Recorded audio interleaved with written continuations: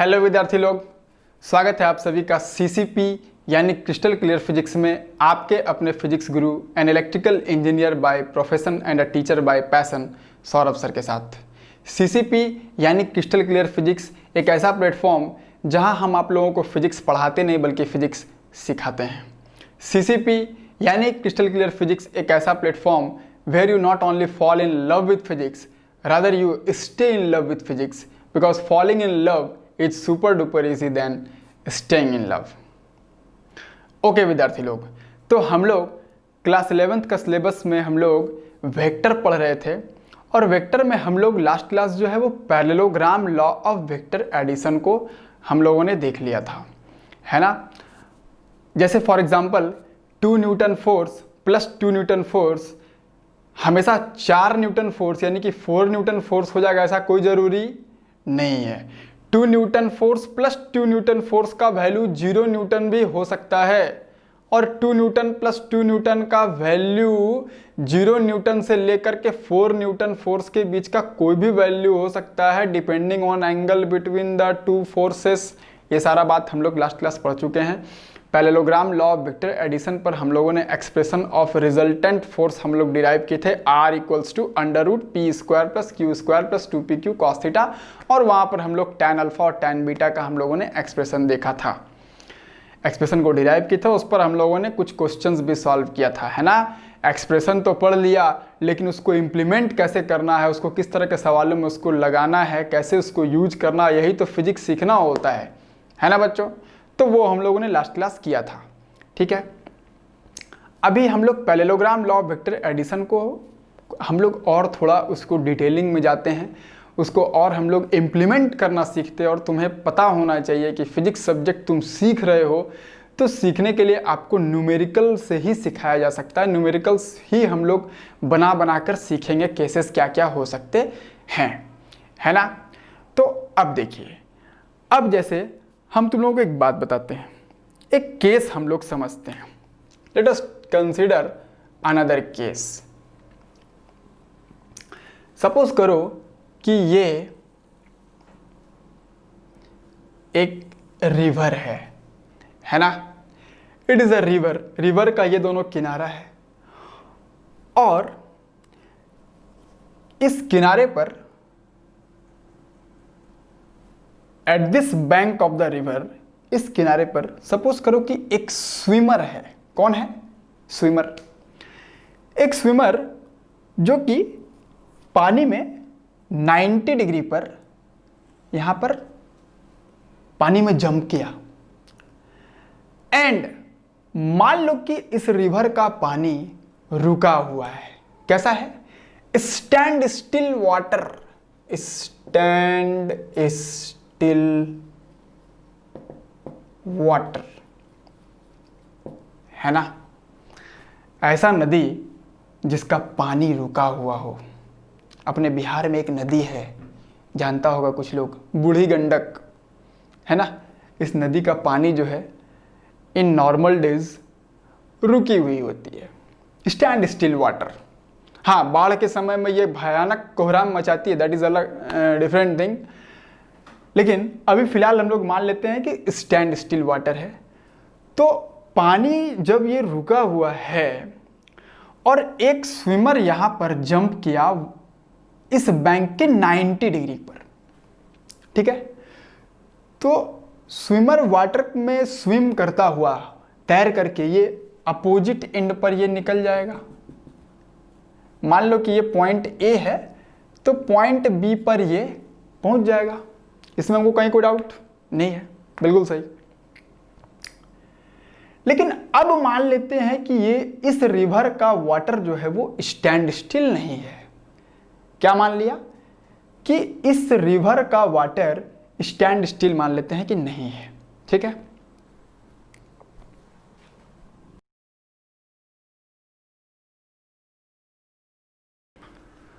हाँ, तो हम लोग क्या मान ले कि अब वाटर इस नदी का स्टैंड स्टिल नहीं है। नहीं है तो जरा इसको मिटा दो। वाटर स्टैंड स्टिल नहीं रहा, यानी कि वाटर फ्लो हो रहा है। मान लो कि इस डायरेक्शन में फ्लो हो रहा है, इस डायरेक्शन में मान लेते हैं कि पानी इधर बह रहा है। ठीक है, तो अब देखिए, अब तुम लोग सोचो कि जो स्विमर है वो पॉइंट ए पर नदी में छलांग लगाया इस बैंक से 90 डिग्री पर, है ना, यानी कि फ्लो के डायरेक्शन के 90 डिग्री पर यह स्विमर पानी में कूद गया और ये तैरना शुरू किया और पानी उधर बह रही है, फ्लोइंग रिवर, है ना। अपने बिहार में एक कोसी नदी है ना, उसको बिहार का शोक बोला जाता है उस नदी को, क्योंकि वाटर का जो फ्लो है वो उसमें बहुत ही खतरनाक है। तो उस तरह का कोई रिवर है मान लेते हैं, है ना, और रिवर फ्लो हो रही है इधर और स्विमर इसके 90 डिग्री पर जंप लगा करके तैरना शुरू कर दिया।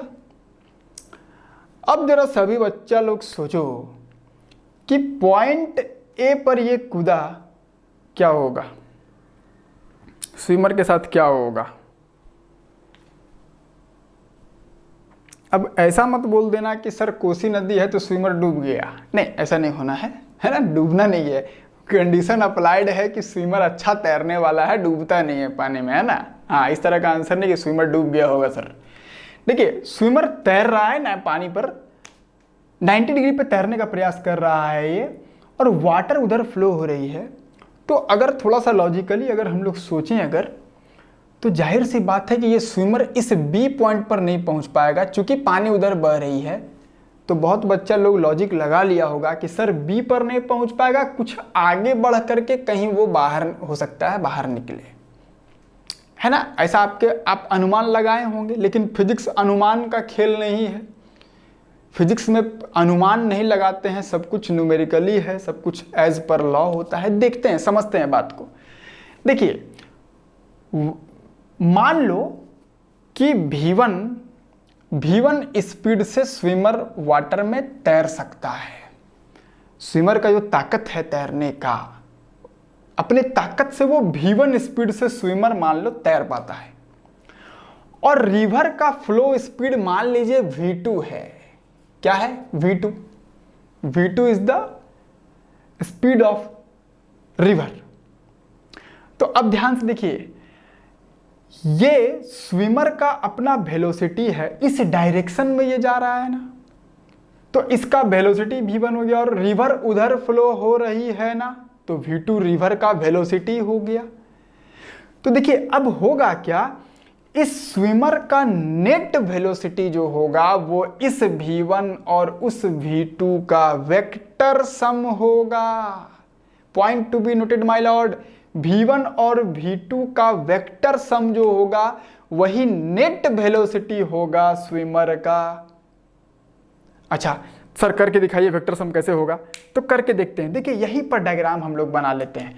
देखो, ये हो गया, ये V1 है वेलोसिटी, और V2 वेलोसिटी रिवर का है। तो आप क्या करो, दोनों वेक्टर को, जिस दोनों वेक्टर को हमको ऐड करना होता है, उस दोनों वेक्टर को हम लोग एज पर पैरेललोग्राम लॉ हम लोग क्या करते हैं, टेल टू टेल ले लेते हैं ना।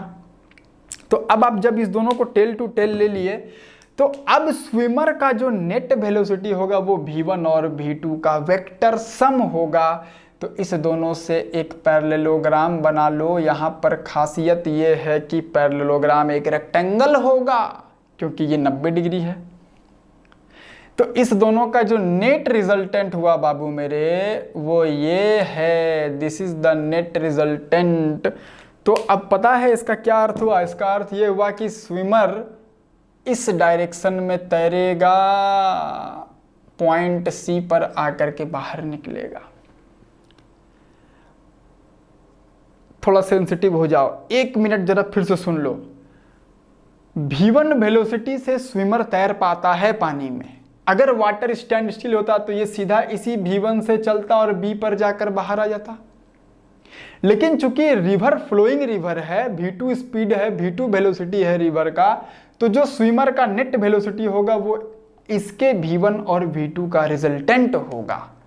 और रिजल्टेंट जिधर होगा स्विमर उधर ही तैरेगा। तो देखिए रिजल्टेंट उधर है ना, और इसका लेंथ जितना होगा वो उसका वेलोसिटी का मैग्नीट्यूड होगा। यहां तक बात क्लियर है? समझ में आया? तो नेट वेलोसिटी जो स्विमर का हुआ इसको VR बोल दो, रिजल्टेंट वेलोसिटी VR बोल देते हैं। This VR is vector sum of V1 and V2। VR यानी resultant velocity of the swimmer is vector sum of V1 and V2। अभी एक क्वेश्चन बनाएंगे एक दो तो तुमको और क्लियर होगा बात। और ध्यान से सुनो, जब हम लोग मोशन इन प्लेन पढ़ेंगे, है ना, जब हम लोग मोशन इन प्लेन पढ़ेंगे तो वहाँ बहुत सारा टॉपिक पढ़ेंगे। प्रोजेक्टाइल मोशन तो पहले पढ़ोगे ही पढ़ोगे बहुत डिटेल में।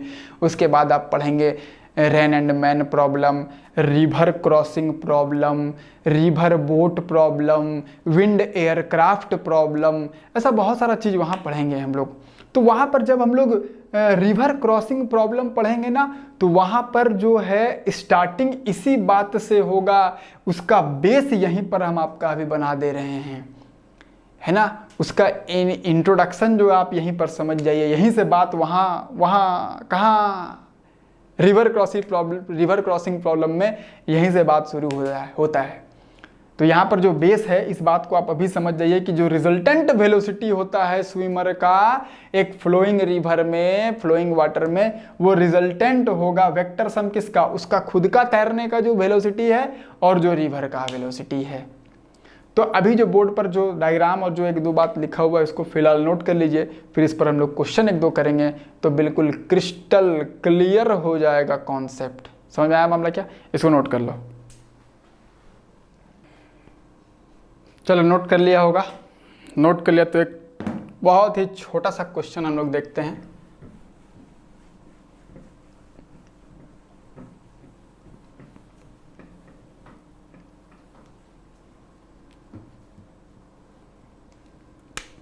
क्वेश्चन,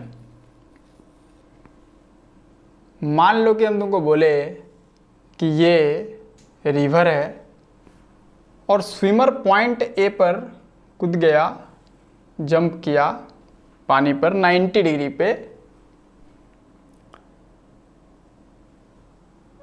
स्विमर का वेलोसिटी, स्विमर का जो तैरने का जो वेलोसिटी है वो है मान लो 4 किलोमीटर पर आवर। इस स्पीड से मान लो कि वो तैर सकता है पानी पर। और V2 को मान लो हम रिवर का वेलोसिटी बोल दें, वेलोसिटी रिवर का इधर है, इस डायरेक्शन में है बाबू, इस डायरेक्शन में रिवर फ्लो हो रही है, V2 इधर है। और ये V2 मान लो हम तुमको बोल दिए 3 किलोमीटर पर आवर है। देन फाइंड रिजल्टेंट वेलोसिटी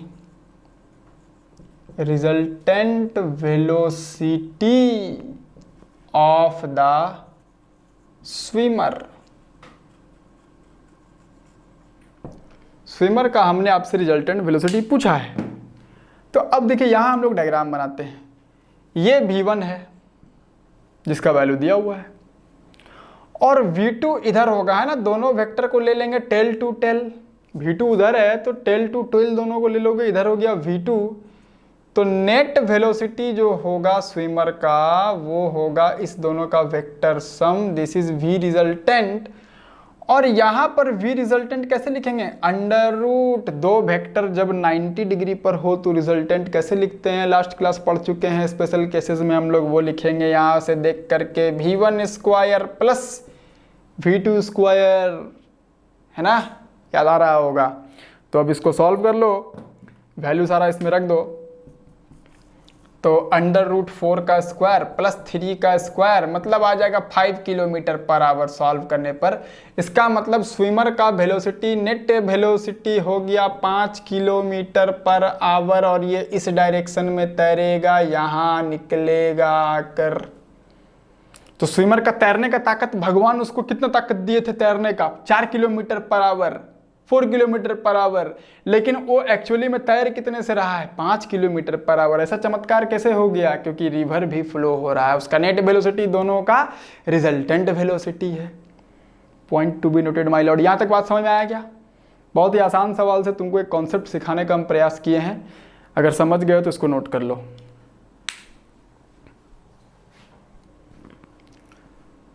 इसको नोट कर लिया होगा।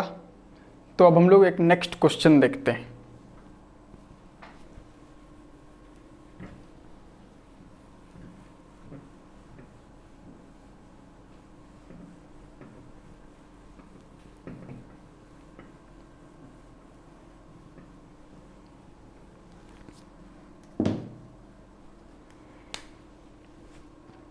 Question, A motor boat is running towards north at 10 meter per second, where water current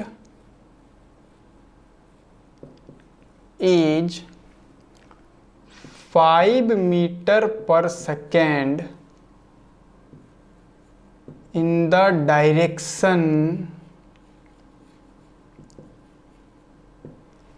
60 degree east of south, 60 degree east of south, find resultant velocity of the motorboat। Question आपके सामने board पर हम लिख दिए हैं। Video को pause करके इस क्वेश्चन को पहले सोचो और उसके बाद फिर देखो इधर।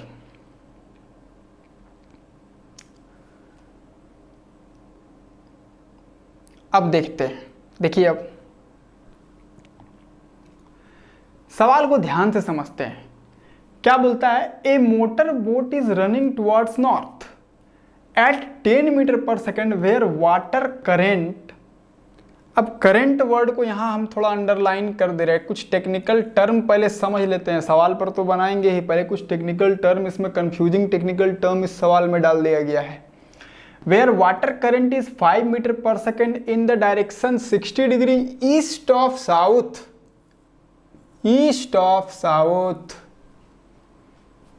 इस दो टर्म को पहले समझ लेते हैं हम लोग, है ना। देखिए इस तरह का सवाल कभी भी आए, टुवर्ड्स नॉर्थ साउथ ईस्ट करने लगे, तो सबसे पहले आपको दिशाओं का ज्ञान होना चाहिए। क्या होना चाहिए? दिशाओं का ज्ञान होना चाहिए। इस पूरे बोर्ड को ही तुम मान लो कि ये पूरा बोर्ड मान लो कि वाटर है, वाटर का सरफेस है, ठीक है।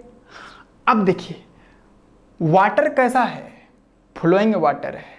देखिए करंट वर्ड जो है, करंट वर्ड कहीं पर भी देखो सिर्फ करंट लिखा हुआ है, तो करंट एक जनरल वर्ड है। करंट, करंट का मतलब होता है फ्लो, है ना। करंट का मतलब सुनते ही वो वाला करंट दिमाग में नहीं आना चाहिए कि जिस करंट को छूने से आदमी मर जाता है, मरने की संभावना है, झटका लगता है, जिंदगी का असली आनंद आ जाता है, उस करंट की बात नहीं कर रहे हैं।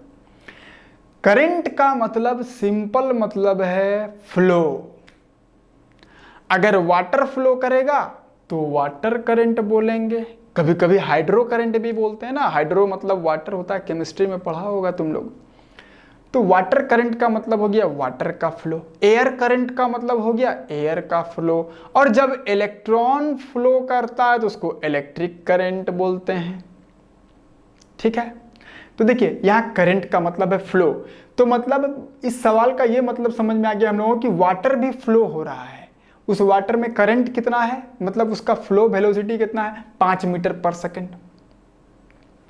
और वाटर किधर फ्लो हो रहा है? 60 डिग्री ईस्ट ऑफ साउथ। अब ईस्ट ऑफ साउथ का मतलब थोड़ा हम लोग समझ लेते हैं। सबसे पहले हम लोग जरा यहाँ पर डायग्राम बना लेते हैं। बाबू देखो बाबू, कभी भी ऐसा क्वेश्चन आए, इस बोर्ड को ही वाटर का सरफेस मान लो जो फ्लोइंग वाटर है, और चारों डायरेक्शन, चारों दिशा पहले दिखा दो इसमें, है ना। ऊपर नॉर्थ होता है, नीचे साउथ होता है, इधर वेस्ट होता है, इधर ईस्ट होता है। इसमें कहीं कोई उल्टा पुल्टा काम नहीं करना है अपने मन से, है ना। ये हमेशा हर जगह सही है। अब देखिए, अब हम लोग वाटर का अब सब जो जो डायरेक्शन इसमें बोला वो दिखला लो। Motor boat is running towards north at 10 metre per second, मतलब इसको ओरिजिन मान लो तो मोटर बोट जा रहा है 10 मीटर पर सेकेंड से टुवार्ड्स नॉर्थ। ये हो गया 10 metre per second towards north, 10 metre per second.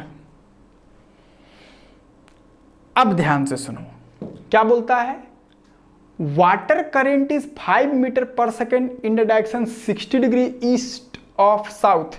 देखिए ये ईस्ट है और ये साउथ है, तो ईस्ट ऑफ साउथ का मतलब हुआ ना कि बीच में इधर ही कहीं डायरेक्शन होगा, ईस्ट और साउथ के बीच में।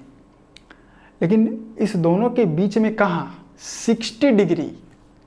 तो 60 डिग्री किधर से मेजर करेंगे, ईस्ट ऑफ साउथ बोला है ना, तो ऑफ के बाद जो लिखा हुआ है साउथ बोला है, तो साउथ तरफ से 60 डिग्री।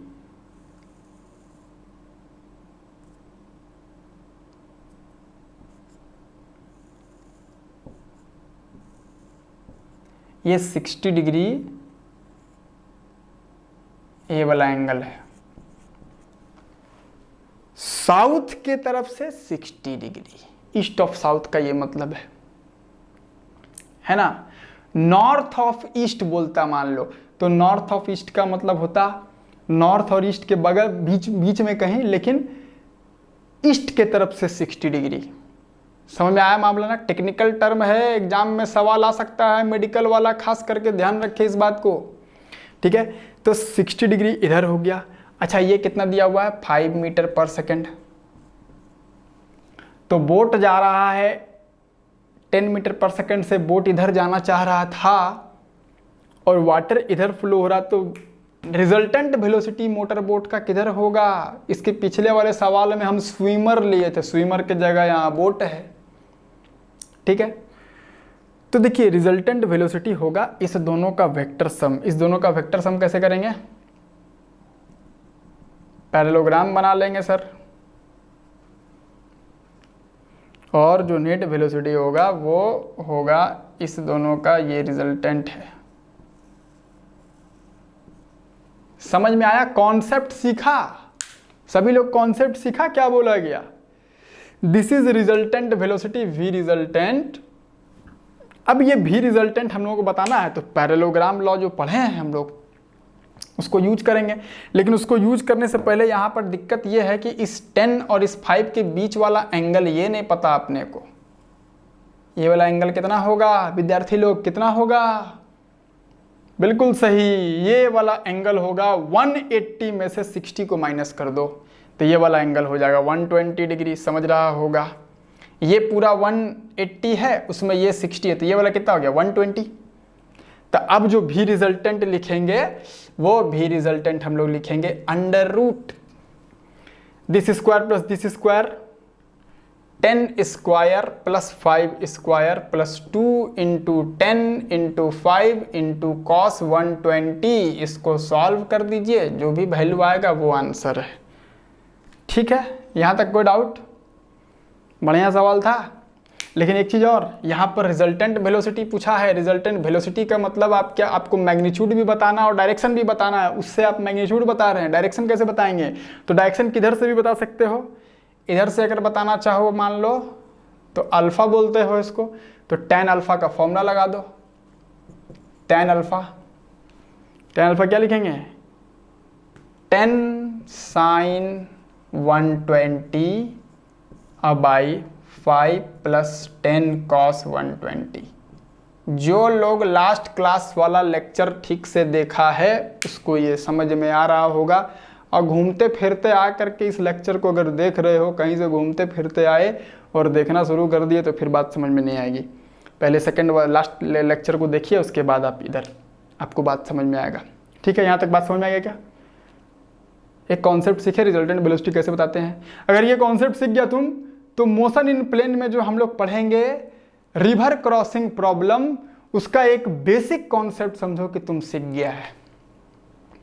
ठीक है, वहाँ एक बहुत शानदार कहानी आपको सुनाया जाएगा, लंबा कहानी, अच्छा कहानी, बहुत मज़ेदार कहानी सुनाएंगे, लेकिन उसका बेस ये था जो कि तुम आज सीख गया, समझ गया। तो इस क्वेश्चन को नोट करके इसका सॉल्यूशन को लिख लीजिए, फिर हम लोग आगे बात करते हैं। ठीक है, यहाँ तक क्रिस्टल क्लियर है मामला, यहाँ तक समझ गए? अगर यहाँ तक समझ गए तो चलिए अब हम लोग नेक्स्ट कंसेप्ट सीखते हैं।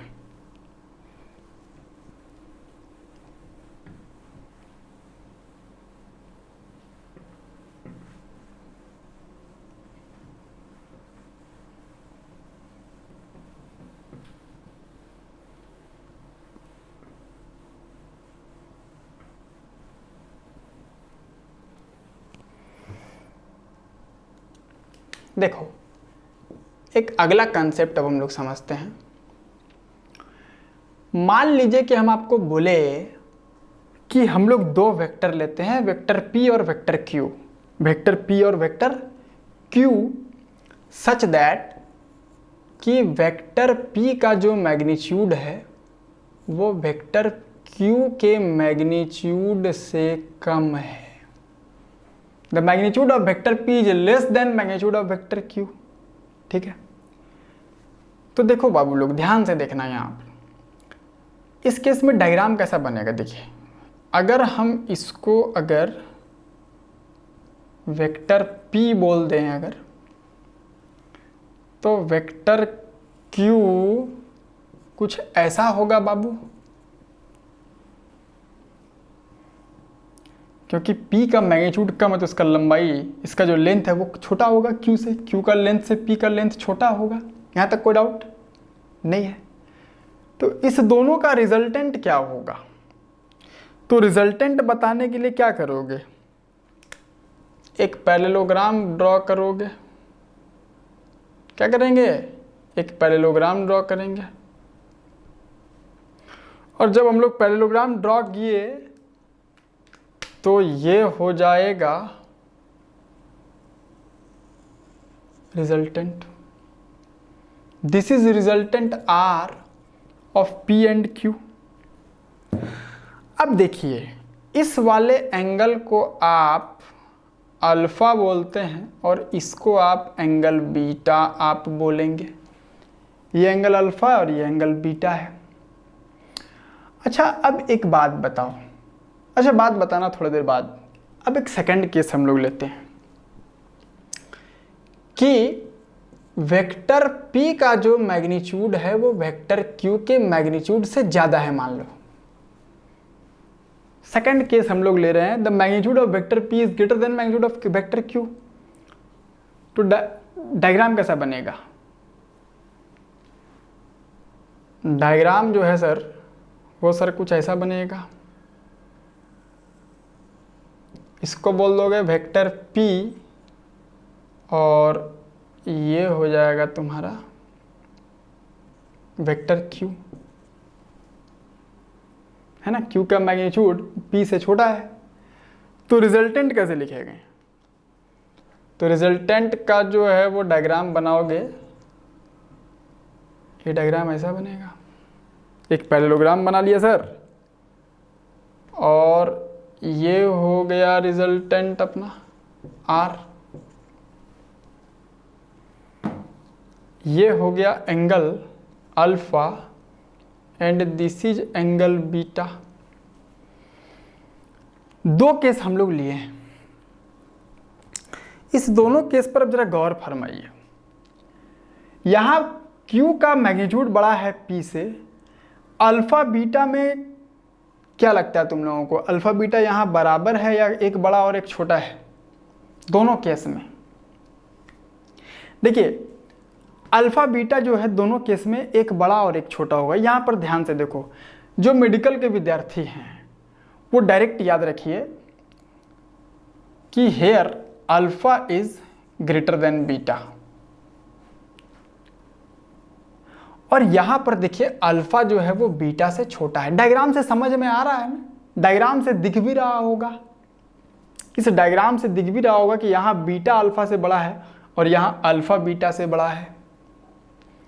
अब सर डायग्राम से दिख तो रहा है, लेकिन इसका क्या गारंटी है ना? सब्जेक्ट फिजिक्स पढ़ रहे हैं तो हर चीज़ मैथमेटिकली आपको प्रूफ करना होता है। देखिए अभी हम प्रूफ करते हैं ना, प्रूफ करते हैं हम अभी इस चीज़ को। कैसे प्रूफ करेंगे? देखो, अल्फा और बीटा का जो एक्सप्रेशन लास्ट क्लास तुम लोग पढ़े हो, क्या पढ़े हो?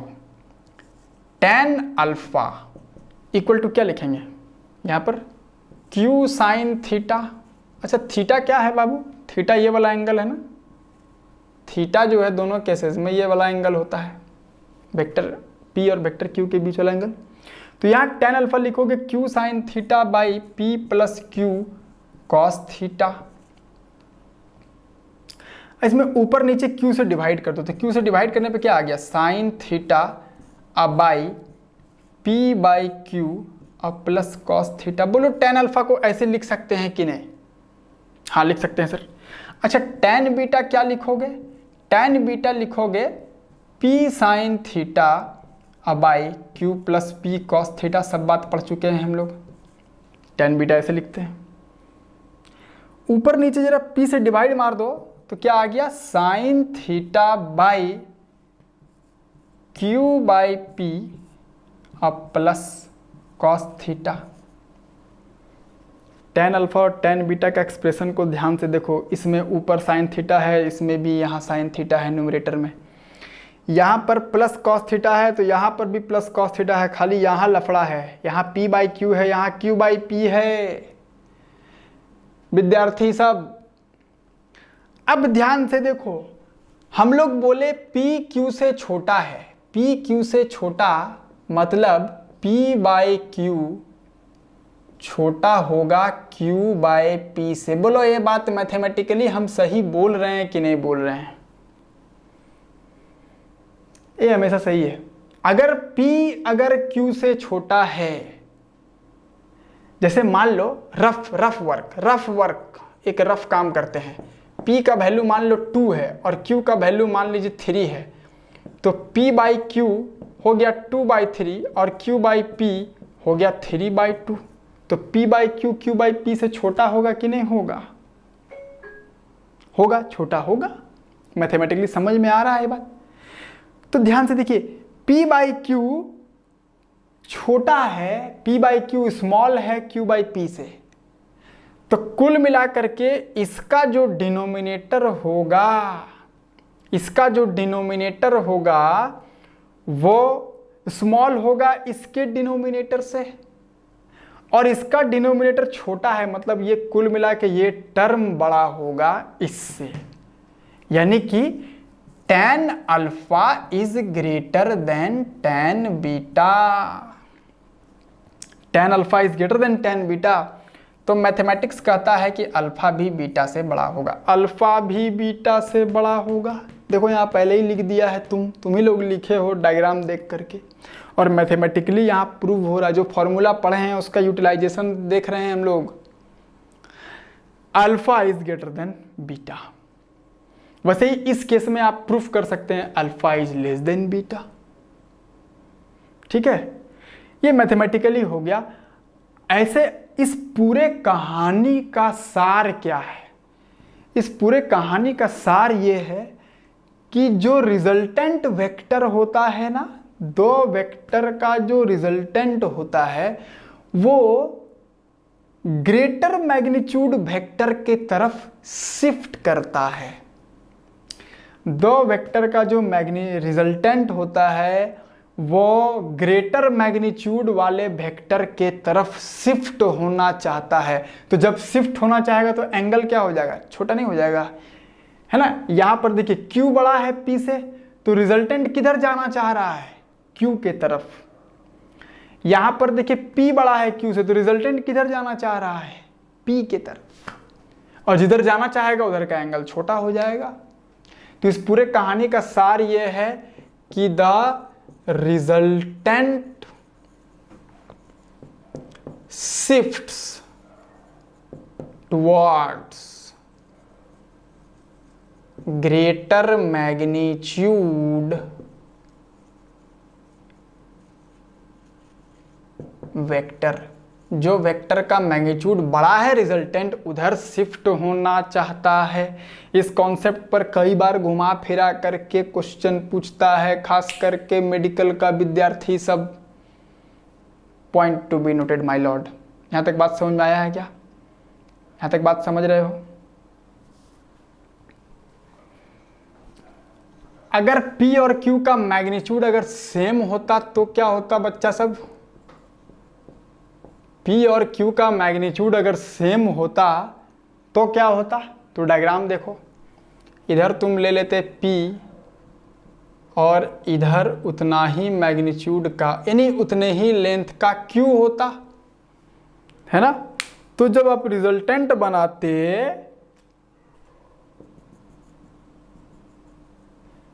तो तुम क्या बोलता? दिस इज रिजल्टेंट R, ये रिजल्टेंट R है। अब पता है चूंकि यहां पर दोनों का मैग्नीट्यूड सेम है तो रिजल्टेंट बिल्कुल जाएगा बीचों बीच, यानी कि अगर इस पूरे एंगल को अगर थीटा बोलते हो और ये अगर अल्फा और ये अगर बीटा है तो यहाँ अल्फा और बीटा भी बराबर होगा, अल्फा और बीटा भी बराबर होगा और वो θ/2 होगा, आधा आधा हो जाएगा दोनों। समझ में आ रहा है बात क्या? इसको मैथमेटिकली चाहे तो प्रूफ भी कर सकते हैं। बोलो इंजीनियरिंग का विद्यार्थी प्रूफ कर दें मैथमेटिकली, इंजीनियरिंग का विद्यार्थी लोग बोलो प्रूफ कर दें मैथमेटिकली। देखो प्रूफ कर देते हैं मैथमेटिकली, बहुत लोग बोल रहा सर प्रूफ कर दीजिए, तो कर देते हैं। tan अल्फा क्या लिखता है तुम लोग? Q sin θ/P + Q cos θ। लेकिन चूंकि P और Q बराबर है तो आप Q कॉमन लेकर के काट सकते दोनों तरफ से, तो बच जाएगा sin θ/1 + cos θ। और sin θ को लिख सकते हैं 2 sin θ/2 और इंटू cos θ/2 और नीचे लिखेंगे 2 cos स्क्वायर θ/2। ट्रिग्नोमेट्री का हम कुछ बेसिक मैथमेटिक्स फॉर्मूला लगा रहे हैं। आ गया tan θ/2, tan अल्फा का वैल्यू आ गया tan θ/2, मतलब अल्फा का वैल्यू आ गया θ/2। अल्फा का वैल्यू सिंपल मैथमेटिक्स लगाएं। जो विद्यार्थी मैथमेटिक्स ठीक से पढ़ा होगा, बेसिक मैथमेटिक्स, वो समझ रहा होगा। जो नहीं पढ़े हैं वो पढ़ लें कृपया। और ये सब फॉर्मूला इंजीनियरिंग और मेडिकल दोनों विद्यार्थी को ये सब फॉर्मूला कम से कम आना चाहिए। ठीक है, 2 स्टेप का काम किया, अल्फा = θ/2 आ गया। ठीक है, tan अल्फा = tan θ/2, तो tan से tan काट दिया क्या? अल्फा = θ/2, tan से tan काटेंगे नहीं, या नंबर नहीं है ना। अल्फा = θ/2, यानी कि हम आपको ये बताना चाह रहे थे कुल मिलाकर के कि रिजल्टेंट शिफ्ट उधर होता है जिधर ग्रेटर मैग्नीट्यूड के वेक्टर होते हैं, और अगर दोनों वेक्टर का मैग्नीट्यूड सेम है तो रिजल्टेंट बिल्कुल बीचों बीच जाता है ना। एंगल बाइसेक्टर पे रिजल्टेंट पास करता है। यहाँ तक क्लियर है? वेरी गुड, नोट कर लो। तो यहाँ तक मामला एकदम क्रिस्टल क्लियर है, बिल्कुल कॉन्सेप्ट समझ में आया, कॉन्सेप्ट सीखा। चलो वेरी गुड। तो अब हम लोग नेक्स्ट कॉन्सेप्ट की तरफ देखते हैं। हम लोगों को फिजिक्स पढ़ना नहीं है, फिजिक्स सीखना है, कॉन्सेप्ट सीखते चलना है। ये सब कॉन्सेप्ट आपके लिए हथियार का काम करेगा, है ना। इन्हीं सब को इम्प्लीमेंट करना है और आपको पता चलेगा कि ज़िंदगी कितना आनंददायक हो जाएगा उसके बाद।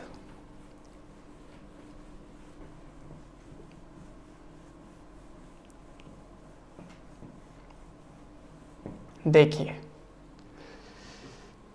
अगला हम एक कॉन्सेप्ट तुम लोगों को बताते हैं। जैसे मान लो बच्चा सब कि सपोज करिए ये वेक्टर P है, दिस इज वेक्टर P, और ये मान लीजिए वेक्टर Q है। हम बोले बताओ दोनों का रिजल्टेंट, तो तुम क्या किए, फट से पैरेललोग्राम बनाया,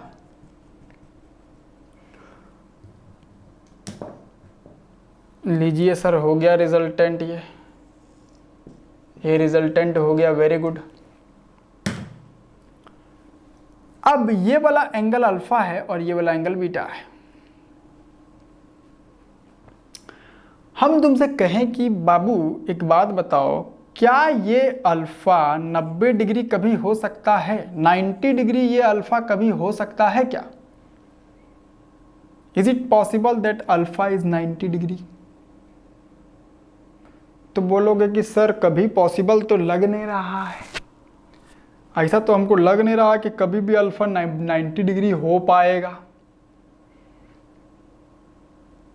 हो सकता है, यानी कि हम लोग ये समझना चाह रहे हैं कि क्या कभी ऐसा हो सकता है कि रिजल्टेंट जो है वो वेक्टर p या वेक्टर q, अभी फिलहाल वेक्टर p ले रहे हैं, कि रिजल्टेंट जो है वो वेक्टर p पर 90 डिग्री बने। ऐसा पॉसिबल है, संभावना है ऐसा क्या?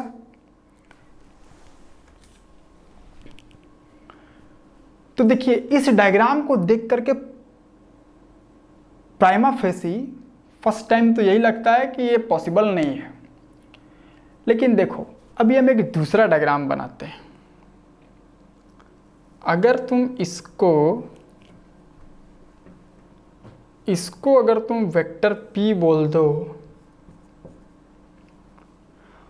और वेक्टर q अगर आप इसको बोल देते हैं, vector p and vector q अगर आप इसको ले लें, अब इस दोनों से तुम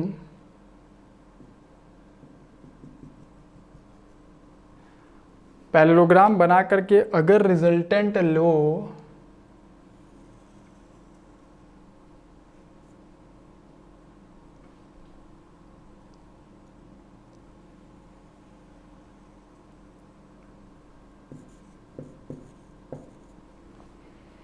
तो हो सकता है कि ये 90 डिग्री, ये जो अल्फ़ा है ये 90 डिग्री हो जाए, ऐसा पॉसिबल है।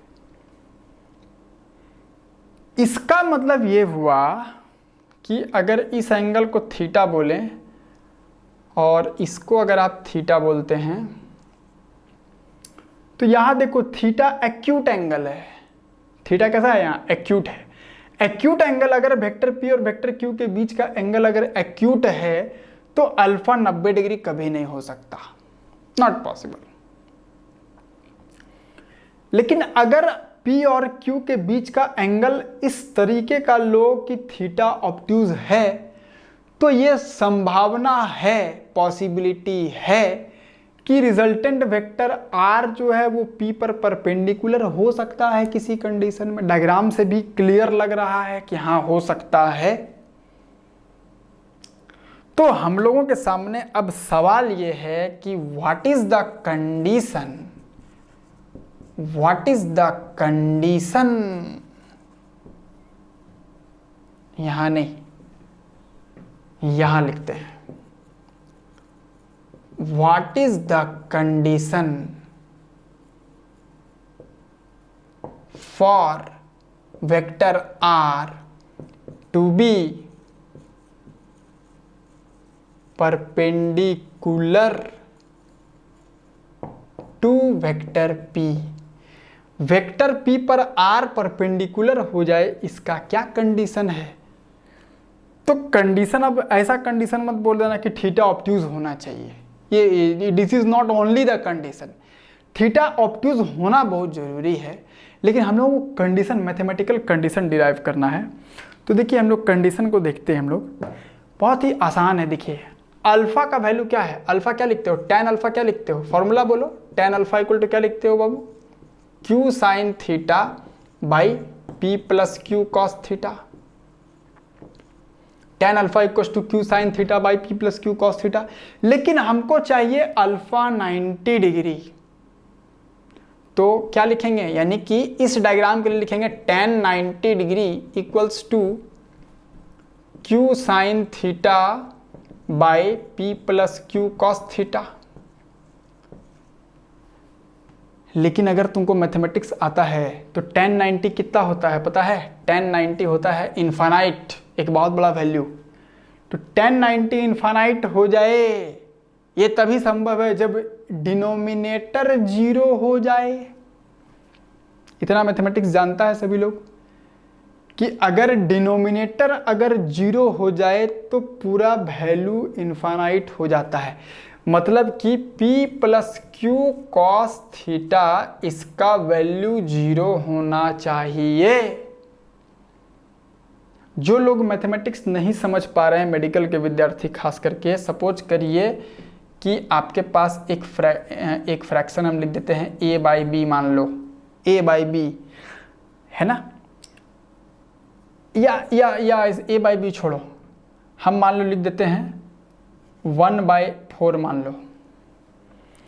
तो 1/4 का वैल्यू, अब नीचे डिनोमिनेटर को घटाओ, 4 के बाद 3 कर देंगे तो वह वैल्यू बढ़ गया ना, 1/4 से बड़ा है ना 1/3, बड़ा है। अगर नीचे 2 कर दो तो और बड़ा हो गया वैल्यू, नीचे 1 कर दें तो ये वैल्यू 1 हो गया, नीचे 0.1 कर दे तो वैल्यू 10 हो गया, नीचे 0.001 कर दे तो वैल्यू 1000 हो गया। तो डिनोमिनेटर को जितना घटाएंगे वैल्यू उतना बढ़ते चल जा रहा है उस चीज़ का।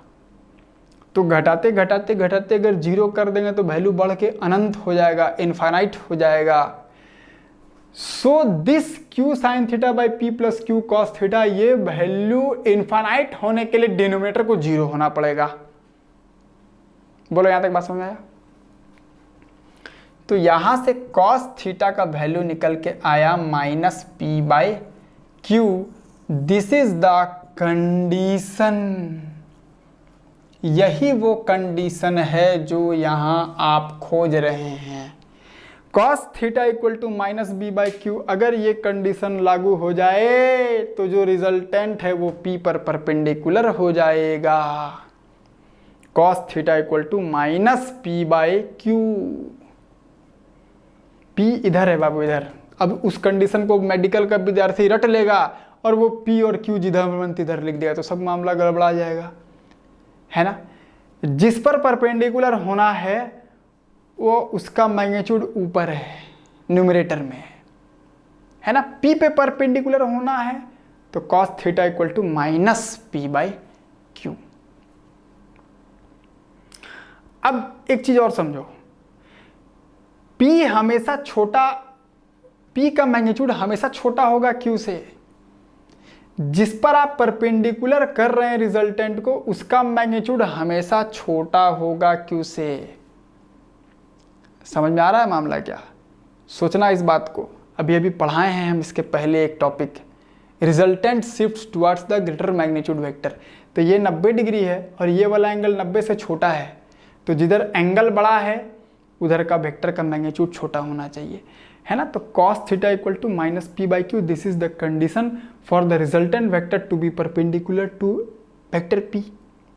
और एक खूबसूरती दिखाते हैं इसी में, यहां देखो माइनस साइन आ गया, यानी cos थीटा का वैल्यू माइनस होना चाहिए, और cos थीटा का वैल्यू माइनस मतलब थीटा ऑब्ट्यूज।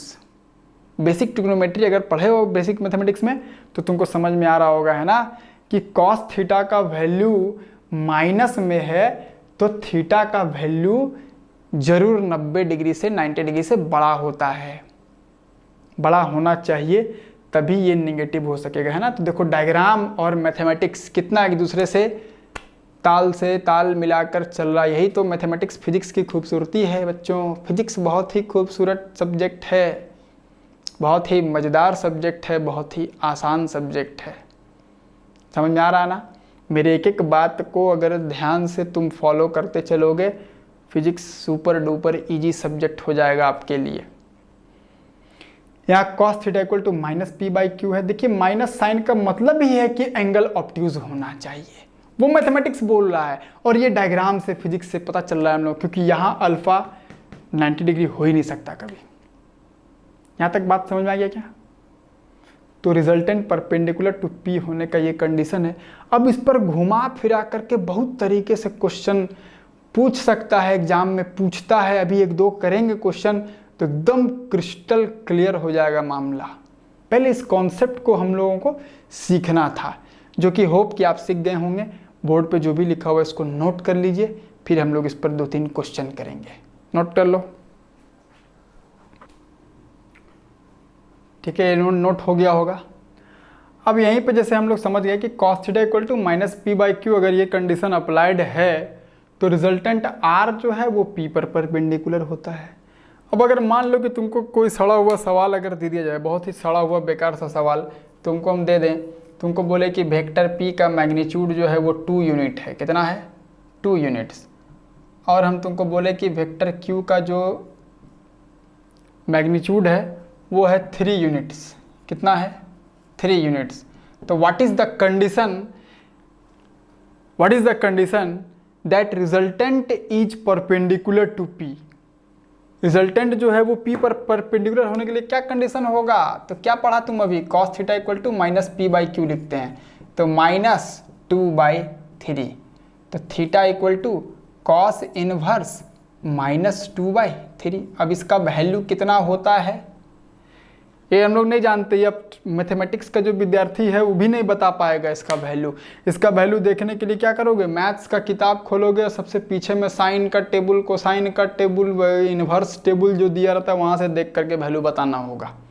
ठीक है, ऐसा सवाल एग्जाम में आएगा नहीं, लेकिन सवाल कैसा आएगा वो भी हम लोग देखेंगे। लेकिन एक छोटा सा एग्जाम्पल से हम आपको समझाने का प्रयास किए हैं कि सीधा p/q कर देना है, माइनस साइन लगा देना है, आंसर। ठीक है, समझ में आया मामला क्या। ये वाला एंगल जो है वो हम लोग ऐसे नहीं बता सकते हैं, उसके लिए आपको मैथमेटिक्स का बुक के पीछे में जो टेबल दिया रहता है, साइन कोसाइन टेबल, वहाँ से देख करके इसका वैल्यू हम लोग को बताना पड़ेगा, या फिर साइंटिफिक कैलकुलेटर का यूज़ करना पड़ेगा। दोनों में से कोई भी काम एग्जामिनेशन में अलाउड नहीं है, इसलिए एग्जाम में इस तरह का न्यूमेरिकल वैल्यू वाला क्वेश्चन नहीं आएगा। क्या आएगा देखिए, हम एक क्वेश्चन बोर्ड पर लिखते हैं, आप लोग भी साथ साथ में देखिए।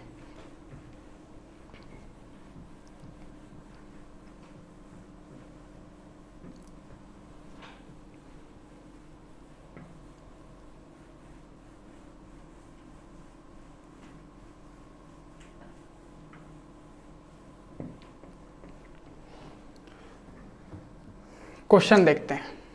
Question, to vectors P and Q are such that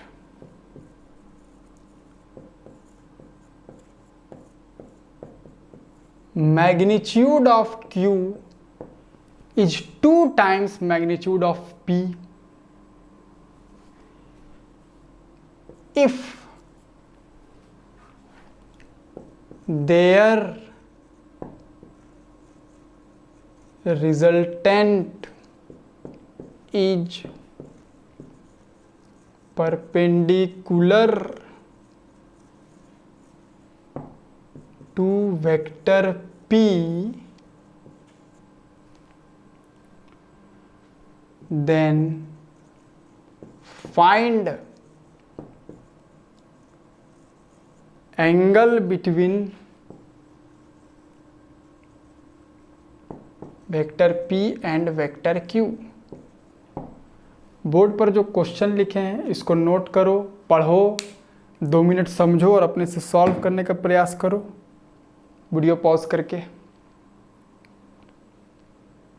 अब देखो, देखिए क्या बोलता है, इसका सॉल्यूशन हम लोग देखते हैं। बोलता है कि two vectors P and Q are such that, 2 vector है P और Q, ऐसा है कि Q का मैग्नीट्यूड जो है वो P का 2 टाइम्स है। ठीक है, if the resultant is perpendicular to vector P, vector P के परपेंडिकुलर है कौन, P और Q का रिजल्टेंट, तो P और Q के बीच का एंगल आपसे पूछा गया। मतलब कि अब हम लोग समझ गए, अभी अभी जो कॉन्सेप्ट पढ़े हैं हम लोग उसी पर यह सवाल है, बहुत इंपॉर्टेंट सवाल है। ठीक है, देखिए डायग्राम कैसा बनेगा बाबू, इसको अगर तुम वेक्टर P बोल देते हो तो बोलता है वेक्टर Q जो है उसका मैग्नीट्यूड P का डबल है, मतलब उसका लेंथ जो है वो डबल होना चाहिए, ये Q होना चाहिए। अच्छा सर डायग्राम ऐसा बनेगा, ये आप कैसे समझ गए, क्योंकि यहाँ पर लिखा हुआ परपेंडिकुलर टू P, तो अभी अभी हम लोग पढ़े हैं। तो पैरेललोग्राम आप जैसे ही बनाएंगे तो रिजल्टेंट आपका जो है वो ये ऐसा होना चाहिए, ये रिजल्टेंट R वेक्टर जो है वो P पर परपेंडिकुलर हो सकता है। और ये वाला एंगल थीटा है जो कि हमको पूछा गया है, थीटा ही तो पूछा गया है। तो अभी अभी तुम पढ़ाना, कॉस थीटा का वैल्यू लिखते हैं -P/Q, -P और बाई Q का मैग्नीट्यूड कितना है, 2 टाइम्स ऑफ P है, तो P से P कट गया, कॉस थीटा का वैल्यू आ गया -12, तो मतलब थीटा का वैल्यू आ गया 120 डिग्री, यानी इस दोनों के बीच का एंगल कितना होना चाहिए, 120 डिग्री होना चाहिए। आपके सामने है। ठीक है, cos theta equal to minus half, याद करो पीछे एक सवाल हम दिए थे, कॉस थीटा इक्वल टू -2/3 आया था, उसका तो थीटा का वैल्यू कितना होगा ये हम लोग याद नहीं रखे हैं, नहीं जानते उसका वैल्यू, बुक पलटना होगा मैथमेटिक्स का उसका वैल्यू देखने के लिए। लेकिन ये बहुत ही स्टैंडर्ड वैल्यू है, कॉस थीटा इक्वल टू -12 आ गया। क्वेश्चन में इस तरह का डाटा लिया गया है कि कॉस थीटा का वैल्यू -12 आ गया, और ये वैल्यू देखते ही दिमाग में, रात में भी आपके दिमाग में आ जाना चाहिए कि थीटा की वैल्यू 120 डिग्री है। ये बहुत ही नॉर्मल सा चीज़ है, कई बार फिजिक्स में आया है, पहले भी आया है, क्वेश्चन हम लोग सॉल्व किए हैं। कॉस थीटा की वैल्यू -12 तो थीटा की वैल्यू 120 डिग्री। बोलो यहाँ तक बात समझ में आया है क्या? यहाँ तक बात समझ में आ रहा है, हम लोग समझ रहे हैं बात को हम लोग। इसी क्वेश्चन को चाहते अगर हम, तो इसी सवाल को देखो, इसी सवाल को हम दूसरे तरीके से हम तुमसे पूछ सकते थे। हम तुमको बोल देते कि तुम्हारे पास दो वेक्टर है, वेक्टर P और वेक्टर Q, और दोनों के बीच का एंगल हम तुमको बोल देते 120 डिग्री है, और हम तुमको कह देते कि जो रिजल्टेंट है ना R वो P पर परपेंडिकुलर है, और हम तुमको बोल देते कि P जो है वो 1.5 यूनिट इसका मैग्नीट्यूड है P का, तो Q का मैग्नीट्यूड कितना होना चाहिए? देखो सवाल, इस सवाल में Q का मैग्नीट्यूड पूछ दिया गया। देखो दोनों क्वेश्चन सेम है, खाली क्वेश्चन उल्टे तरीके से पूछ दिया गया है। क्वेश्चन सिर्फ आपसे कि R जो है वो P पर परपेंडिकुलर है, मतलब अब cos theta equal to -P/Q, यहाँ एंगल दे दिया है, तो cos 120 इक्वल टू -P 1.5 है, Q नहीं मालूम, cos 120 हो गया -12 इक्वल टू -1.5 Q, यहाँ से Q का वैल्यू आ जाएगा 3 यूनिट्स। लो आंसर।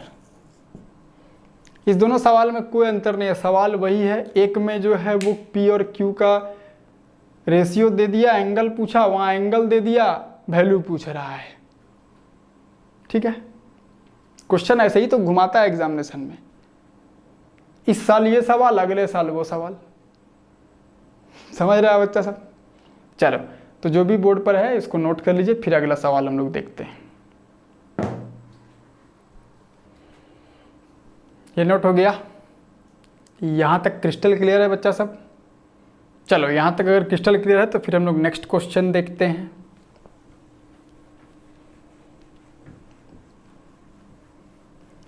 फिजिक्स बहुत ही आसान सब्जेक्ट है, सिर्फ आप लोग मेरे लेक्चर के हर पॉइंट को नोट करिए और उसको दिलो दिमाग में उतारो, बहुत ही आसान लगने लगेगा सब्जेक्ट। देखो, अगला हम लोग एक क्वेश्चन देखते हैं। Two forces F1 and F2 are such that their resultant is R1. If F2 is doubled, then the new resultant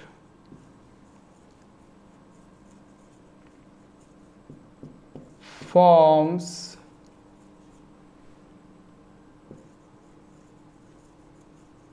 right angle with F1. Then find relation between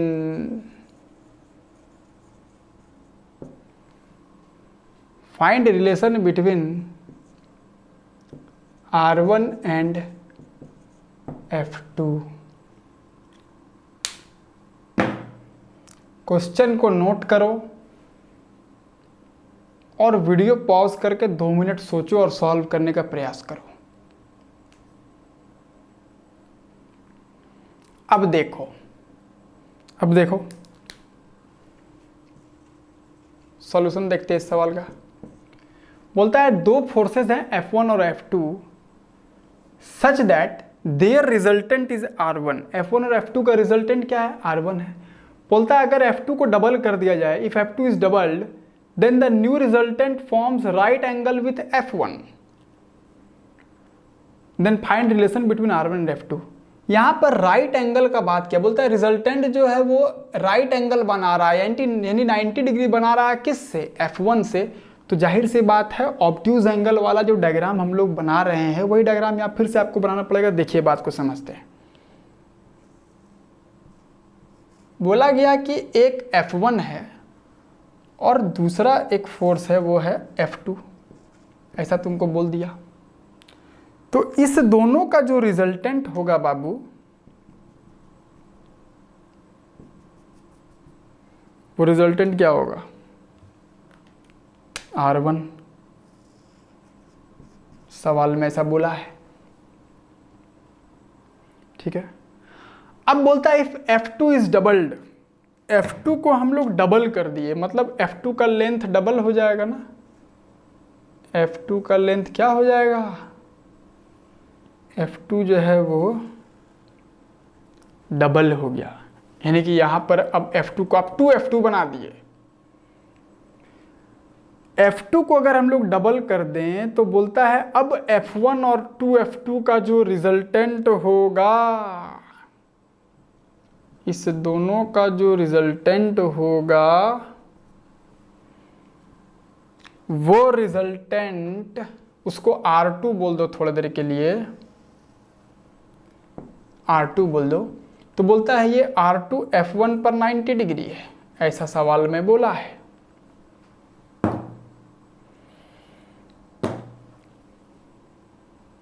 then find relation between R1 and F2। R1 और F2 के बीच relation है ना, R1 ये है बाबू, R1 ये है, R1 और F2 के बीच आपसे रिलेशन पूछ रहा है। इतना लंबा चौड़ा क्वेश्चन आपको कैसे याद हो जाता है सर? हमको याद क्वेश्चन नहीं, हम डायग्राम याद रखते हैं। हमको डायग्राम याद है और उसके बेसिस पर हम क्वेश्चन लिख देते हैं। समझ रहे हो बात को ना? देखिए आपसे R1 और F2 के बीच का आपसे रिलेशन आपसे पूछा गया है, तो यहां पर समझने वाला बात यह है कि इस सेकंड वाले डायग्राम में R2 जो है वो F1 पे 90 डिग्री है। तो अभी कंडीशन पढ़ा ना तुम कि अगर हम इस दोनों के बीच का एंगल अगर थीटा बोल दें F1 और F2 के बीच का, तो कॉस थीटा का वैल्यू क्या होना चाहिए? Minus P/Q। P मतलब जिसके ऊपर परपेंडिकुलर, तो F1 पे परपेंडिकुलर है तो माइनस F1/2F2। पहले बोलो यहां तक बात समझ में आया कि नहीं आया? cos theta equals to minus of छोटा फोर्स बटा बड़ा वाला फोर्स, तो F1/2F2। ये कंडीशन हो गया। तो आपसे बोलता है R1 और F2 के बीच रिलेशन बताओ, R1 और F2 के बीच रिलेशन बताओ। तो देखिए अब इसमें पैरेललोग्राम लॉ वाला फॉर्मूला लगाइए। R1 स्क्वायर इक्वल टू क्या लिखेंगे हम लोग? F1 square plus F2 square plus 2F1 F2 cos theta, और यहाँ से कॉस थीटा का वैल्यू ला करके यहाँ रख दो, तो F1 square plus F2 square plus 2F1 F2 cos theta का वैल्यू माइनस F1/2F2, F2 से F2 कैंसिल हो गया, F1 square plus F2 square, 2 से 2 भी कैंसिल हो गया, minus F1 square, F1 square से F1 स्क्वायर कट गया, R1 square equal to F2 square. तो यहाँ से R1 और F2 के बीच रिलेशन आ गया। ओ हो, बहुत ही अच्छा रिलेशन आया है। R1 और F2 दोनों बराबर होगा, R1 और F2 दोनों का मैग्नीट्यूड बराबर होगा। देखो कितना बढ़िया रिलेशन निकल के आया, आपके सामने है। समझ में आया मामला क्या? रिजल्टेंट 90 वाला देखो, ये एक बढ़िया सवाल है। ठीक है विद्यार्थी सब, अब पता है इसी क्वेश्चन में ना एग्जाम में अगर ये सवाल आता तो यहाँ तक दोनों स्टेटमेंट लिख देता, और फाइंड रिलेशन बिटवीन इस तरह का सब्जेक्टिव सवाल तो एग्जाम में आएगा नहीं।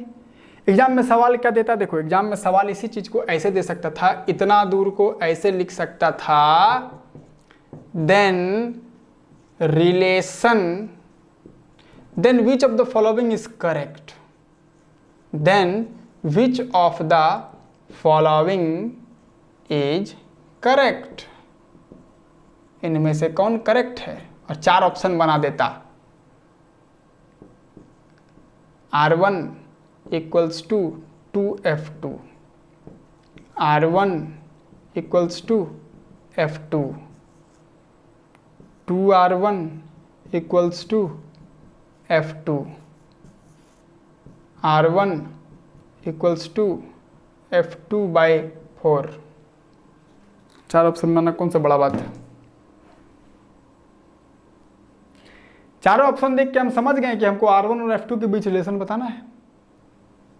आंसर सॉल्व कर दिया, R1 equals to F2 answer. बोलो यहां तक क्लियर है मामला क्या। तो यहां तक हम लोग कॉन्सेप्ट कुछ कुछ सीखे। अब हम लोग एक नया हेडिंग डाल लेते हैं, polygon law of vector addition. Polygon law of vector addition.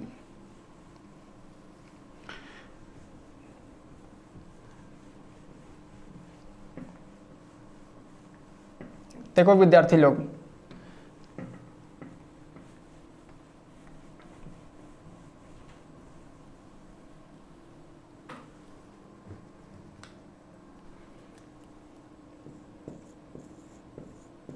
Polygon law of vector addition. देखिए आप इससे पहले जो पैरेललोग्राम लॉ ऑफ जो वेक्टर एडिशन आपने पढ़ा है, parallelogram law of vector addition, वो 2 वेक्टर को ऐड करने के लिए है ना। लेकिन अगर मान लीजिए कि 2 से अधिक वेक्टर को अगर आपको ऐड करना हो तो एक लॉ है, उसको बोलते हैं पॉलीगन लॉ। समझते हैं बात को। मान लो कि हम तुमको बोले कि इस बॉडी पर, ये एक बॉडी हम ले लिए, इस बॉडी पर मान लो कि 3 फोर्स लग रहा है। एक फोर्स F1 इधर लग रहा है, दूसरा फोर्स F2 लग रहा है इधर, और तीसरा फोर्स मान लो F3 लग रहा है इधर। अब 3 फोर्सेस हो गए ना इसके ऊपर। हम तो कहें कि अब इस तीनों का रिजल्टेंट बताओ। तो 2 से अधिक फोर्सेस, अधिक वेक्टर हैं, तो इनको हम लोग पॉलीगन लॉ से सॉल्व करते हैं। देखिए क्या बोलता है पॉलीगन लॉ, बोलता है कि इस तीनों वेक्टर को हम लोग स्पेस में, याद करो ट्रायंगल लॉ, जैसे ट्रायंगल लॉ में काम किए थे। एक फोर्स को लिया स्पेस में, इधर शिफ्ट कर दो, F1 को इधर शिफ्ट कर दिया। अब F1 पर F2 को ला करके ऐसा रखो कि F2 का टेल F1 के हेड पर जाए। तो F2 को उठाया ला करके F1 के हेड पर रख दिया, F2 को उठाया ला करके F1 के हेड पर रख दिया, जैसा कि ट्रायंगल लॉ में करते थे हम लोग। F2 को उठाया ला करके F1 के हेड पर रख दिया। अब तीसरा फोर्स F3 है, इस F3 को उठाओ और ला करके ऐसा रखो कि इसका टेल F2 के हेड पर जाए। इसको उठाओ, इसका टेल F2 के हेड पर, इसका टेल F2 के हेड पर, direction and magnitude remaining the same. समझ में आया मामला क्या किए। तो रिजल्टेंट जो होगा वो होगा इसका टेल और इसका हेड को अब आप मिला दीजिए, यही इस तीनों का रिजल्टेंट हो जाएगा बाबू मेरे। समझ में आया मामला क्या। अगर मान लो कि यहां पर एक और फोर्स, चौथा फोर्स होता F4 मान लो, तो उसको उठा करके ला करके ऐसा रखते कि उसका टेल F4 के हेड पर होता और फिर इसके टेल को उसके हेड से मिला देते, तो वही रिजल्टेंट होता। यहाँ पर तक बात समझ में आया क्या। This is called polygon. देखिए यहाँ पर पॉलीगन बन रहा है ना। पॉलीगन का मतलब कई सारे साइड्स वाला ज्योमेट्रिकल फिगर। तो 1 2 3 4। तो देखिए अब आप बाय एनी मैथमेटिक्स, अगर आप ये लंबाई अगर आप मेज़र कर लेते हैं, इस लेंथ को अगर आपको पता चल जाता है अगर आपको, तो यही इसका मैग्नीट्यूड हो जाएगा। और डायरेक्शन भी आप मैथमेटिकली निकालने का प्रयास कर सकते हैं। इसको तुम लोग कहते हो polygon law of vector addition. ठीक है। अब देखिए इस पर एक सवाल पहले छोटा सा हम लोग करते हैं। एक छोटा सा क्वेश्चन हम तुम लोगों से पूछते हैं, अगर ये नोटेड डाउन हो गया हो तो इसको मिटाते हैं। नोट कर लो इसको जल्दी फटाफट। अब देखो,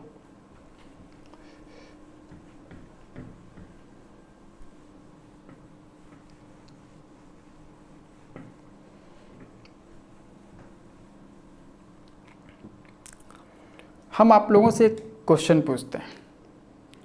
एक क्वेश्चन देखो, मान लो कि इस बॉडी पर, ये एक बॉडी है, इस बॉडी पर एक फोर्स इधर लग रहा है, इसको बोल दिया गया F1। दूसरा फोर्स इधर लग रहा है, इसको बोल दिया गया F2। और तीसरा फोर्स इधर लग रहा है, इसको बोल दिया गया F3।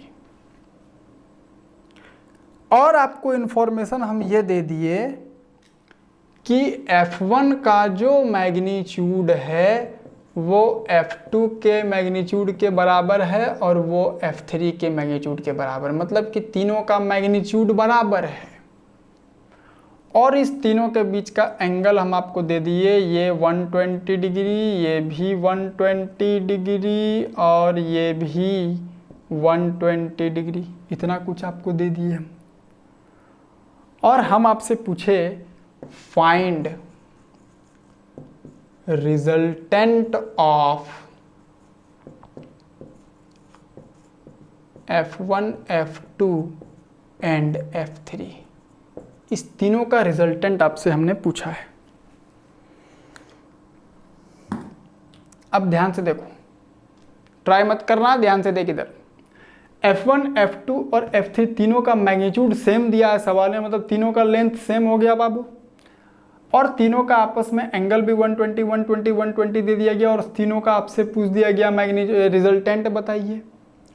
तो चलो अभी अभी हम लोग पॉलीगन लॉ पढ़े हैं, है ना। पॉलीगन लॉ लगाना पड़ेगा ना, क्योंकि 2 से अधिक वेक्टर है, पॉलीगन लॉ लगाना पड़ेगा।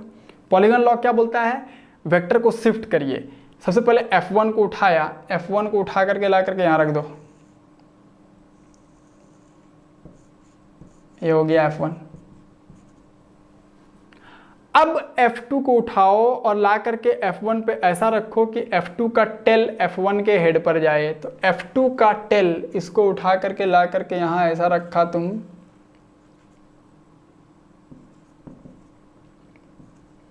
कि F2 का जो टेल है वो F1 के हेड पर है।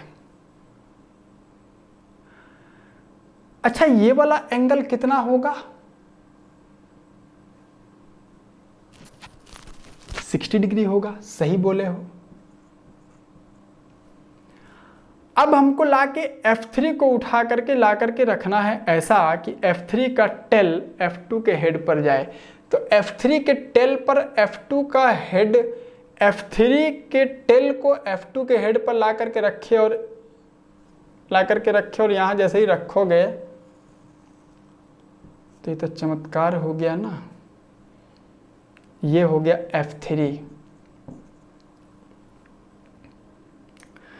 अब देखिए तीनों वेक्टर, रिजल्टेंट क्या होता, रिजल्टेंट होता ये कि F1 के टेल को F3 के हेड से आप मिलाते, लेकिन मिलाने के लिए, दोनों को ज्वाइन करने के लिए तुम्हारे पास जगह ही नहीं बचा। ये एक इक्विलेटरल ट्रायंगल बन गया है, क्योंकि सिचुएशन ही ऐसा लिया गया था। तीनों का लंबाई सेम, तो तीनों का लेंथ सेम, और 120, 120, 120 करस्पॉन्डिंग ये 60, ये 60, तो ये भी 60 हो जाएगा। तो इसके टेल से उसके हेड को जोड़ने के लिए तुम्हारे पास कुछ बचा ही नहीं, तो रिजल्टेंट 0 हो गया। आंसर रिजल्टेंट 0 हो गया। ये बात समझ में आया क्या? बात समझने के प्रयास करो।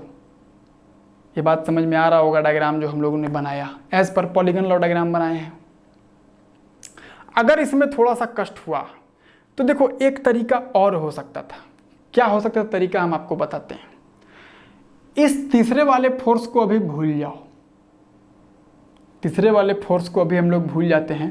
F1 और F2 को सिर्फ अगर हम लोग लें तो देखिए F1 और F2 दोनों का मैग्नीट्यूड सेम है और दोनों के बीच का एंगल 120 है। तो याद करो, एक थ्योरम बताए थे हम कि सबसे पहले इस दोनों का रिजल्टेंट अगर तुम निकालोगे पैरेललोग्राम लॉ से, तो देखिए इसका जो रिजल्टेंट आएगा, एक थ्योरम हम पहले बताए हैं, इसका वैल्यू उतना ही होगा लेंथ इसका जितना कि F2 या F1 का हो। ये थ्योरम हम पहले पढ़ा चुके हैं। दो इक्वल मैग्नीट्यूड वेक्टर दोनों के बीच का एंगल अगर 120 हो तो रिजल्टेंट का मैग्नीट्यूड भी either of the two vectors हो जाता है। तो इसका मतलब F1 और F2 का रिजल्टेंट को अगर हम लोग R1 बोल दें तो अब समझो कि F1 और F2 नहीं रहा, इस दोनों के जगह पर अब ये R है। और ये वाला एंगल कितना है F1 से, ये वाला एंगल 120 के बीचों बीच, यानी ये 60 डिग्री था। R1 60 डिग्री बनाएगा तो ये 60 और ये 120 कुल मिला के 180 हो गया। और ये वेक्टर को अब ले लो F3 को, तो F3 का मैग्नीट्यूड भी R1 के बराबर और 180 डिग्री का एंगल, तो कुल मिला करके जो रिजल्टेंट होगा वो 0 होगा। ये एज पर पॉलीगन लॉ, और ये थोड़ा सा पीछे का लॉजिक से हम लोग बता पाए। ऐसा समझ में आया मामला? या हाँ, मामला सर समझ में आ गया। लेकिन देखिए बात यहीं अब ख़त्म नहीं होता है।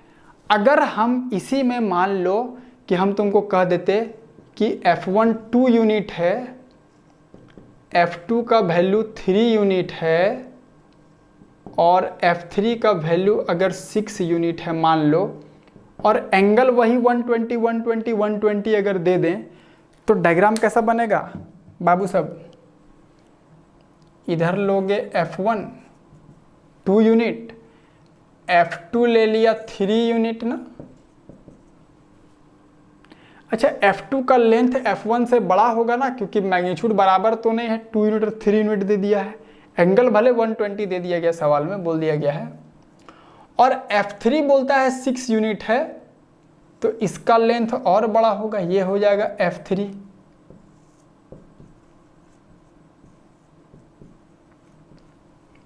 अब हम आपसे इस तीनों का रिजल्टेंट पूछे तो क्या आंसर 0 होगा? नहीं होगा।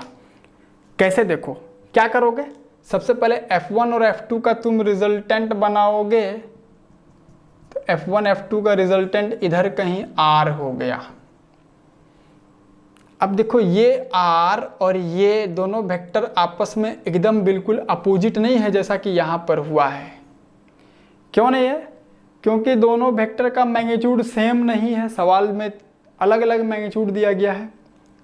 पढ़े हैं ना, रिजल्टेंट शिफ्ट उधर होता है जिधर ग्रेटर मैग्नीट्यूड वेक्टर होता है, तो रिजल्टेंट कहीं उधर जाएगा 3 यूनिट की तरफ उधर। फिर ये जो रिजल्टेंट आएगा इसका इसके साथ वेक्टर सम करेंगे, तो आपको फिर से एक पैरेललोग्राम यहां पर बनाना पड़ेगा, और ये होगा रिजल्टेंट इस R और इस F3 का R', फाइनल रिजल्टेंट ये होगा। तो कुल मिलाकर के अगर हम रिजल्टेंट R' अगर आपसे पूछ दें तो ये क्वेश्चन बहुत ही खराब सवाल हो गया। अब ये क्वेश्चन बहुत ही खराब हो गया, बहुत ही गंदा क्वेश्चन आपसे पूछ दिया गया। और पॉलीगन लॉ से अगर बनाना शुरू कर दे अगर इसको हम लोग, मेडिकल का विद्यार्थी तो पहले ही प्राण निकल जाएगा मेडिकल के विद्यार्थी का। इंजीनियरिंग का विद्यार्थी कुछ ट्राई करेगा इस पर, थोड़ा देरी वो फड़फड़ाएगा, लेकिन फिर वो भी, उसका भी प्राण बाहर आ जाएगा और ये सवाल बन नहीं पाएगा, फिर आपसे नहीं बना पाओगे इस तरीके से। ठीक है, तो फिर फिजिक्स सब्जेक्ट तो टफ हो गया फिर तो सर। नहीं, टफ नहीं, आसान है। देखिए इसका फिर एक मेथड है, पॉलीगन लॉ जस्ट थ्योरेटिकल चीज़ है, उसको आप समझ के रखें, सुन के रखें। यूज़ कभी भी पॉलीगन लॉ हम लोग नहीं करेंगे। 2 से अधिक वेक्टर कभी भी अगर आपको दे, उसको ऐड करने के लिए मेथड है, उसका नाम है रिजोल्यूशन ऑफ वेक्टर्स। तो पहले रिजोल्यूशन ऑफ वेक्टर हम लोगों को सीख लेना पड़ेगा, तब आपको 3 क्या 4 क्या 5 क्या 10 वेक्टर भी अगर ऐड करने के लिए दे दिए जाए तो आप बहुत आसानी से बिना कष्ट का आराम से आप सॉल्व करके आंसर निकाल सकते हैं। हम फिर बोल रहे हैं physics is super duper easy subject, है ना। तो रिजोल्यूशन ऑफ वेक्टर्स हम लोग अगले क्लास पढ़ेंगे। लगातार हमारे साथ आप लोग बने रहिएगा। तो फिजिक्स आपके लिए एकदम क्रिस्टल क्लियर हो जाएगा, एकदम इजी हो जाएगा। तब तक जो है नेक्स्ट क्लास तक हम लोग देखेंगे रिजोल्यूशन ऑफ वेक्टर्स, और उसके बाद देखेंगे कि कैसे हम लोग 2 से अधिक वेक्टर को हम लोग ऐड करते हैं, है ना बेटा।